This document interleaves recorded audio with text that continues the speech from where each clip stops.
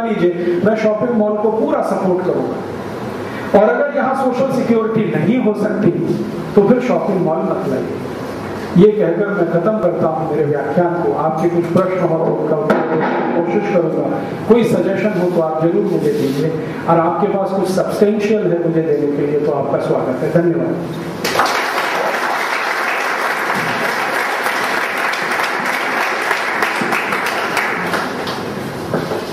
धन्यवाद सर, बहुत ही सुचारू, सुंदर और स्टैटिस्टिकल एनालिसिस के साथ आपने आज का विषय यहाँ प्रस्तुत किया। निश्चित रूप से हम सब चार्टर्ड अकाउंटेंट्स आपने जो यहाँ बात रखी है उसमें चिंतन करेंगे, ऐसा मैं आपको विश्वास दिलाता हूँ। किसी के कोई प्रश्न हो तो यहाँ पे स्वागत है, दीक्षित जी को उत्तर देना चाहेंगे। सर नाग 20 से 25 प्रेजेंटेशन करती हैं मिनिस्ट्री ऑफ कॉमर्स और मिनिस्ट्री ऑफ रेवेन्यू, ठीक बात, पर इंडियन कंपनीज के 2 से 3 प्रेजेंटेशन भी नहीं जाते। ठीक। तो दूसरी चीज है, उनका प्रेजेंटेशन का तरीका भी अलग रहता है। ठीक है। हम लोग लेके आएंगे कि सर ऐसा है सर, हम हाथ खिला के करेंगे, वो लोग power point presentation, flash presentation लेके आते हैं, डेटा लेके आते हैं।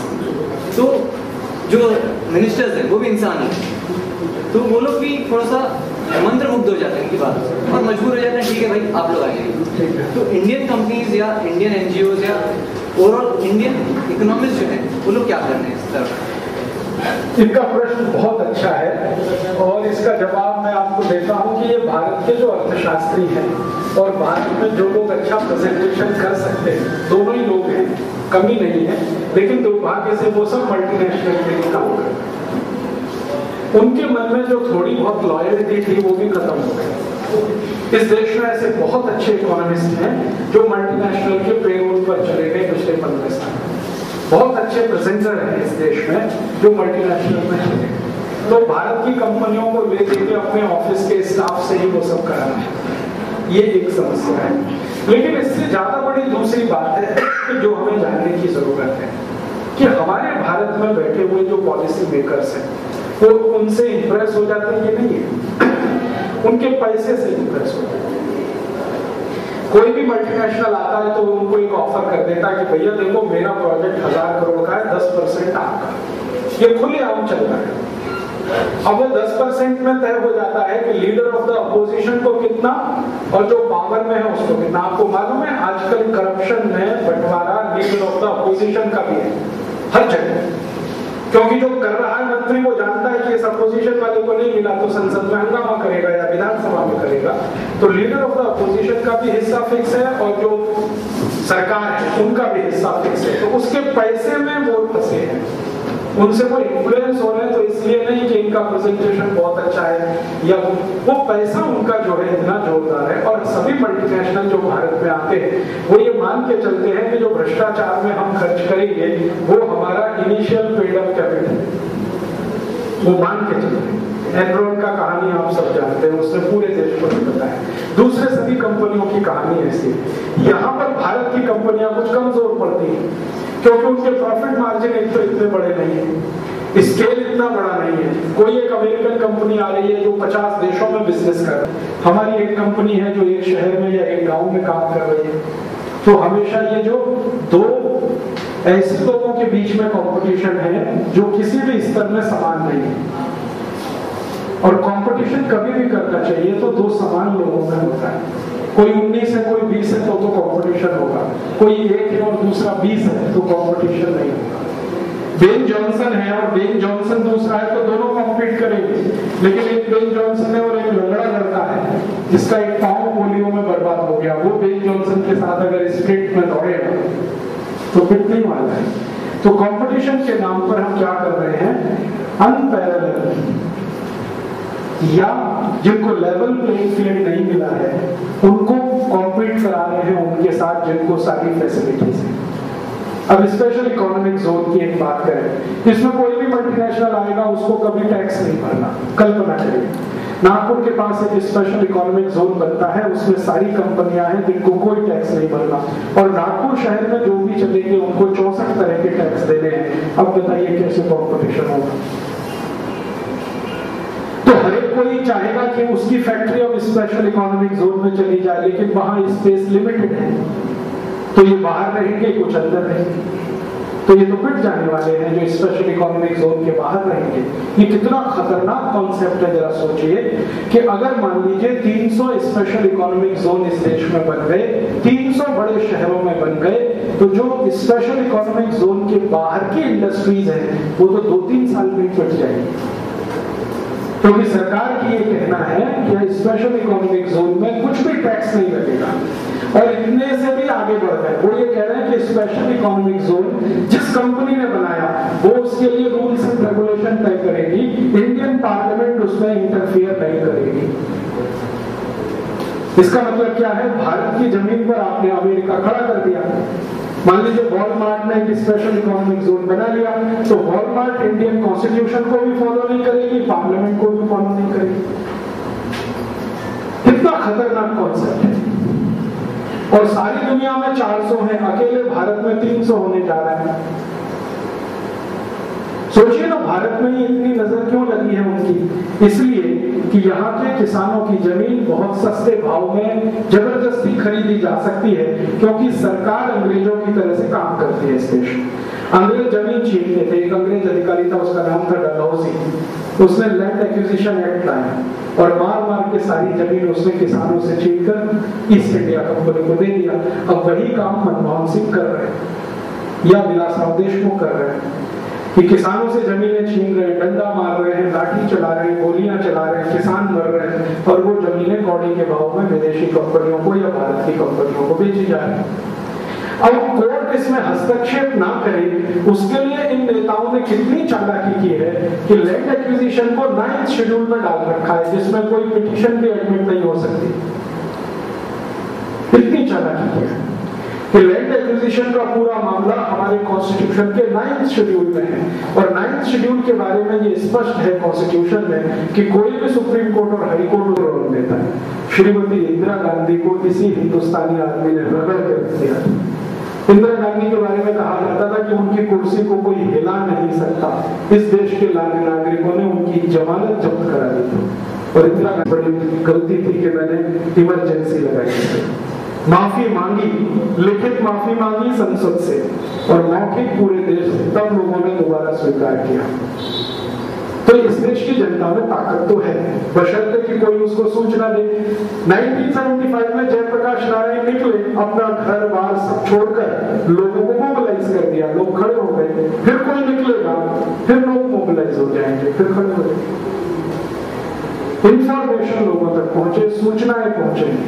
बहुत सारी चीजें तो हमें भी खुद नहीं मालूम है। बहुत लोग नहीं जानते कि स्पेशल इकोनॉमिक जोन में इंपोर्ट किया, इसका माने देश के अंदर देश बना दिया आपने। कितनी खतरनाक स्थिति है, सोचिए।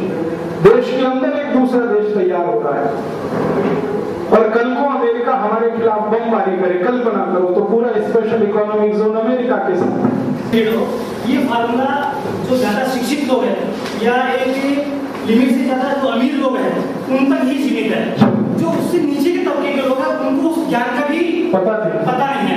मैं खुद जैसा मैं समझता हूँ मुझे प्राइवेट लिमिटेड कंपनी रजिस्टर्ड करानी है, तो मुझे समझने के लिए, उस फार्मूले को समझने के लिए 50 जगह चक्कर लगाने पड़ते हैं। या सामान्य वर्ग जो है, जिसे अपन ऐसा कह सकते हैं कि निम्न वर्ग या मिडल से जो निम्न है, उससे जो वो लोग हैं उनको उस चीज के बारे में जानकारी नहीं है।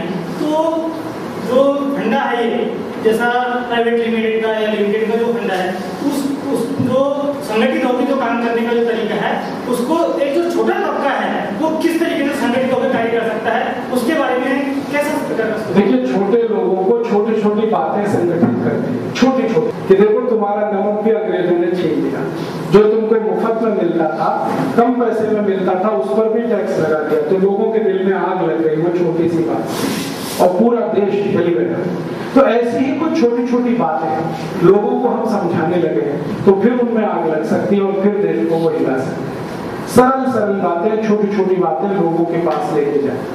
जैसे हम लोगों ने कुछ प्रयास किया, पेप्सी कोक के बारे में हमने एक कैंपेन चलाया, उसमें एक ईडीएम हमने डेवलप किया, ठंडा मतलब टॉयलेट क्लीनर। आज वो इतना पॉपुलर हो गया है कि वो स्वामी रामदेव से लेके और XYZ तक सब जानते हैं ठंडा मतलब टॉयलेट क्लीन है। ये ईडियम 98 में डेवलप हुआ, पूना में डेवलप हुआ, और मैं और NCL के 3 साइंटिस्ट ने मिलकर ये तय किया था कि ये टॉयलेट क्लीन है। NCL ने एक टेस्ट कराया था पेप्सी कोक का, तो pH उसका 2.4 आया, तो तुरंत मुंह से निकला है ये तो टॉयलेट क्लीन है, क्योंकि टॉयलेट क्लीनर का pH 2.4 ही होता है। तो 2-3 लोगों के बीच से निकली हुई बात अब 70 करोड़ हिंदुस्तानियों के जबान पर आ गई, और उसका परिणाम है कि पेप्सी कोक का सेल पूरी तरह से डाउन हो गया। आप अपने नागपुर में ही देख सकते हैं, इस नागपुर में संतरे का रस, मौसम तो बहुत बड़ा काम कर सकता है। उसको ये कहेंगे देखो भैया अमेरिका भारत पे चढ़कर आ रहा है जैसे इंग्लैंड आया था। इंग्लैंड एक कंपनी लेके आया था कि हजारों कंपनी को लेके आ रहे हैं अमेरिका, अब तुम क्या करोगे? तो उनको कहो कि अमेरिकी कंपनी का माल मत खरीदो, तो पूछेगा पता नहीं हुआ। स्पेशल एग्रीकल्चर बहुत क्यों बनाए जाए कि जो जहाँ पर जाकर किसान लोग अपना सारा माल बेचेंगे जिसके ऊपर कोई टैक्स नहीं लगेगा, और हजारों लाखों लोगों का उत्तर ये मिलेगा किसानों को भी पूरा मिलेगा। मैं थोड़ी देर पहले कह रहा था ना, किसानों को इकट्ठा करके ये बड़ा काम कर सकते हैं जिसमें सरकार ना आए, तो ये इंटरनल लिबरलाइजेशन की तरफ बहुत बड़ा कदम हो सकता है। तो ये बहुत अच्छे से हो सकता है। किसानों को एक साथ हम लाएं, कारीगरों को एक साथ लाएं। जितने कारीगर हैं ना इस देश में, कोई मिट्टी का काम करता है, कोई कटाई बुनाई करता है, कोई लोहे का काम करता है, कोई लकड़ी का काम करता है, 35 तरह के कारीगर हैं इस देश में। तो इन कारीगरों को साथ लेके कोई जोन्स बन सकते हैं, किसानों को लेकर बन सकते हैं, तो ये संभव है। और एक ऑल्टरनेटिव इकोनॉमी की दिशा में हम इसमें बढ़ सकते हैं, बिल्कुल हो सकता है। 25% एज कम्पेयर टू 91 में मनमोहन सिंह ने जो शुरू किया था, और वो उसकी तुलना में लगभग 25%। मनमोहन सिंह हमसे 75% आगे हैं, हम 25% ही कर पाए। लेकिन ये जो 25% है, इसको अगले 2-3 साल में हम बहुत तेजी से मल्टीप्लाई करने वाले हैं। वो ऐसे करने वाले हैं कि अभी तक हम जो काम कर रहे थे उसमें मैं और मेरे जैसे 3-4 लोग होते थे, लेकिन अभी हमारे पास कार्यकर्ताओं की बहुत बड़ी फौज है। कम से कम 14,000 राजीव दीक्षित इस देश में तैयार होने की स्थिति में है। 12 राज्यों, कर्नाटक, आंध्र प्रदेश, तमिलनाडु, केरल, राजस्थान, गुजरात, पंजाब, हरियाणा, जम्मू कश्मीर, हिमाचल, ऐसे 12 राज्यों में। पहले ये छोटे से गांव से शुरू हुआ था काम, अब तो बहुत बड़ा फैल गया। और बहुत जल्दी हम एक टीवी चैनल शुरू करने जा रहे हैं 24 घंटे का, जिसमें सरकार की हर नीति की पोल खोलेंगे और सरकार के सामने ऐसी परेशानी खड़ी कर देंगे कि वो झलने लगे। आप जानते हैं छोटे छोटे न्यूज चैनल कोई एक स्टोरी लिया है तो ABCD से लेके XYZ तक दुनिया के किस किस देश में स्पेशल इकोनॉमिक जोन बने हैं, वहां किन कंडीशंस में बने हैं, उसके बाद परिणाम क्या आए हैं। अब भारत में स्पेशल इकोनॉमिक जोन बन रहे हैं, किन कंडीशंस में बन रहे हैं, क्या परिणाम आएंगे। उनमें हार और जीत होगी कि कौन स्पेशल इकोनॉमिक जोन को सपोर्ट कर रहा है, कौन विरोध कर रहा है, कौन शॉपिंग मॉल के सपोर्ट में है, कौन उसके विरोध में है, कौन पेप्सी कोक के सपोर्ट में है, कौन उसके विरोध में है। इस लेवल पे चुनाव आ जाएगा तो एजुकेशन इतना हो जाएगा, तो फिर पार्टियों की मजबूरी हो जाएगी कि वो अपना एजेंडा वो फिक्स करें जो लोगों की डिमांड है, नहीं तो वोट ही नहीं मिलेगा, करेंगे। और ये ताकत अब हमारी बढ़ गई है इसलिए कि पहले हम अकेले थे, मैंने आपसे कहा, अभी 70 संगठन इस काम में हमारे साथ हैं। और हमने कोलिशन बनाया है, सरकार कोलिशन बनाती है सरकार के लिए, हम कोलिशन बना रहे हैं इस ग्लोबलाइजेशन को रिवर्स करने, लिबरलाइजेशन को रिवर्स करने। तो हमारा मानना है कि लोग सत्ता के लिए कोलिशन बना सकते हैं तो हम समाज के लिए तो बन जाते हैं। और भारत में धर्म की इतनी मान्यता है कि वो महाराज जी ने कहा, इसका माने पत्थर की लकीर, राजीव दीक्षित कहे तो इस पे इफ एंड बट्स हो सकते हैं, तर्क वितर्क हो सकते हैं। महाराज जी ने कह दिया अब तो सवाल ही नहीं है, पीना ही नहीं है।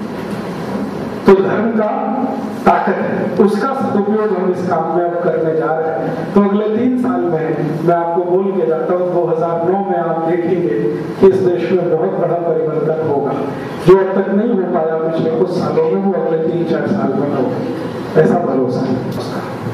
बिना बताए महिलाओं पर उसका टेस्ट किया गया all India institute of medical sciences में। महिलाओं को दिया गया कॉन्ट्रासेप्टिव, ये बोलकर कि ये कुछ भी नहीं है, आयरन की गोली है, खाते रहो खाते रहो खाते रहो। परिणाम ये हुआ जितनी महिलाओं ने खाया 90% को सर्विक्स का कैंसर हो गया।